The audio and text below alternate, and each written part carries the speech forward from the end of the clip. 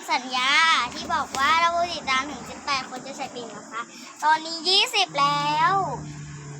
แล้วก็จะมีอีกสัญญาหนึ่งแต่ว่าต้องตอนเย็นนะนี่วันหนึ่งนะทุกคนไปหุบแล้วโอเคก่อนใส่แล้ว